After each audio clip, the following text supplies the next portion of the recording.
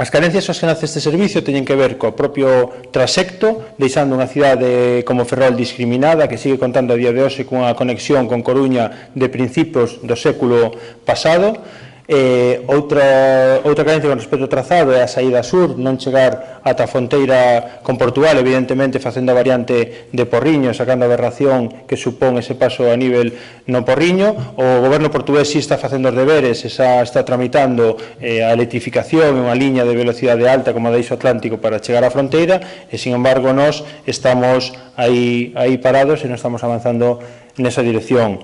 Outra carencia importante e que veñen denunciando tanto usuarios como sindicatos é o problema que hai coas frecuencias e cos horarios. Non hai frecuencias suficientes, non hai horarios en horas importantes para poder acceder aos lugares de traballo, centros de traballo, centros de ensino ou as xestións na administración, o que provoca que en moitas horas punta non haxa plazas suficientes nos trens, que moita xente que vai a utilizar este servizo chega á estación e non atopa billete. Estamos vivindo co que ten que ver co transporte por estrada, e agora estamos sufrindo tamén no transporte por ferrocarril. Unha falta total de planificación, un desinterés absoluto polo transporte como elemento fundamental para a vertebración do territorio. Bueno, sabemos como apareceron en algunhas investigacións dos casos que hai de corrupción, como apareceron empresas que están facendo obras co AVE. Vemos como políticos estiveron utilizando durante moitos anos o AVE como ferramenta electoral, e en todo este proceso no que se estivo adicando todos estes cartos ao AVE, pois se abandonou totalmente o verdadeiro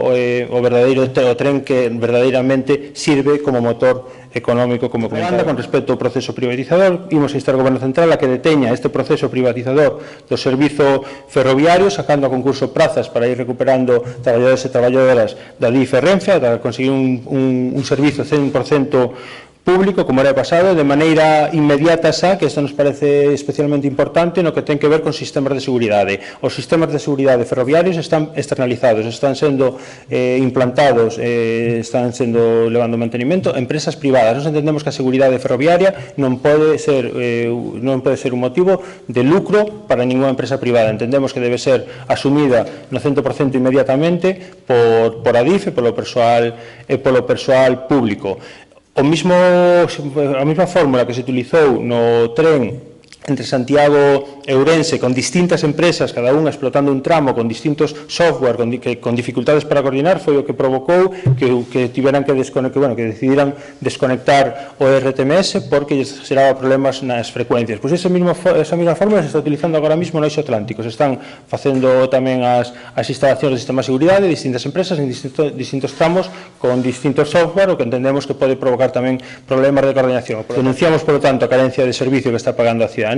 Denunciamos as peores condicións laborais na que se atopan os traballadores e traballadoras e o proceso privatizador do Partido Popular. E quero aproveitar tamén, xa que estamos falando de cuestións que teñen que ver co ferrocarril, para mostrar o noso apoio á folga que teñen convocada o Sindicato Ferroviario da CST para o próximo día 28, para visibilizar e denunciar este proceso privatizador do Partido Popular, que xa anunciou que vai a facer unha revisión sobre o carácter de interese público do servicio ferrocarril. E tamén outra cuestión relacionada co transporte ferroviario, pois tamén a mostrar o noso apoio á plataforma de víctimas do Albia, que ten a próxima semana, coincidindo co 4º aniversario do accidente, convocada movilización, e evidentemente, pois como vimos facendo sempre que temos ocasión, apoiar a súa xusta demanda de verdade, xustiza e reparación.